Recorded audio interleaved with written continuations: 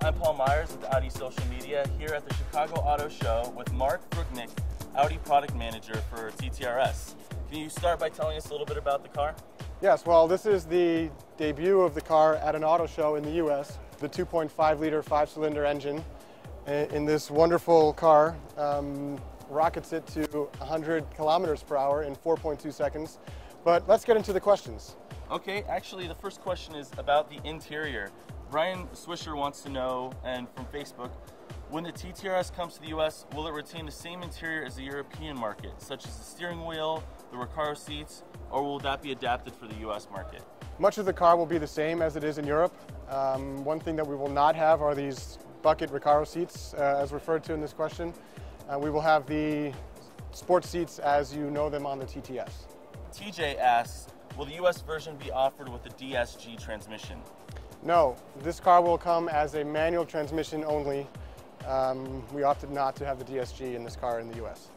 Is that because it's strictly for enthusiasts, or what is the reasoning behind that? Well, it's an enthusiast car, and we always have enthusiasts asking us for more manual transmissions, and we thought to bring it only manual. And getting into the nitty-gritty, some options. Nicholas Bucci asks, will the TTRS have the option to have the spoiler removed like in Europe? Yes, the spoiler as you see it here will come standard on the car. However, we will have a delete option so that you can have the retractable spoiler as you know on the other TT models. Okay, and getting into some of the everyday aspects of the car, John Scott Smith from Twitter asks, he says first, can't wait for the new TTRS, and then he says, will the car be comfortable enough to be a daily driver, or will it be strictly a weekend track weapon?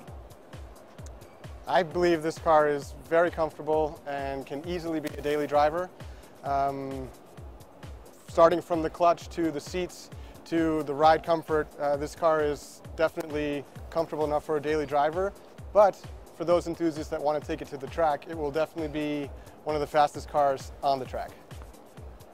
And another question from Twitter. Tire Tarmac asks, is the exhaust note typical RS goodness? Goodness it is. The 5-cylinder has a unique sound. It's a deep sound, not quite like a V8, but it does get your hair standing on end and makes you want to press the throttle even more. So yes, it has a great sound. All right, so now that we've talked about the car, can you tell us a little about when deliveries will start, when will pre-orders begin, and how much it'll cost? Seth Vardy wanted to know all those questions. All right, cost, we'll start with the price. Has not been established yet. We're in the final stages of finalizing the car and how it's going to come to the U.S., so I can't tell you a price yet. As far as when we're going to get the car, it will come in late summer, so August, September timeframe, somewhere in that range. You can go to your dealer now and tell your dealer you'd like to have one and start the conversation tomorrow. Great. And moving on from the TTRS, some people with the TTRS here, it sparked interest for them for the RS3. So can you tell us a little bit about if that car will be available in the U.S.? Several people asked that question on Facebook and Twitter. The RS3.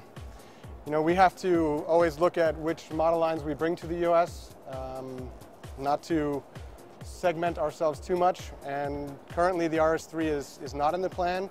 However, the option is always open, but right now it looks like it will not make it to the U.S. shores. Okay, another RS model, the RS5. Dimitri Trush asks, when is the RS5 coming? 2012?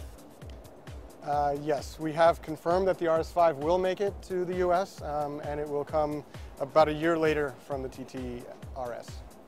Okay, we actually had quite a few questions here from our Facebook fans and Twitter followers about the engine. It's a special engine, so maybe you can tell us a little bit about the specs. Yeah, this engine has quite a bit of heritage going back to the late 70s, early 80s. It's an inline 5-cylinder, 2.5-liter turbocharged engine, has the highest horsepower in its competitive set, and a great torque curve from 1,600 RPM all the way to 5,500, making this car absolutely phenomenal to drive at any speed in any gear.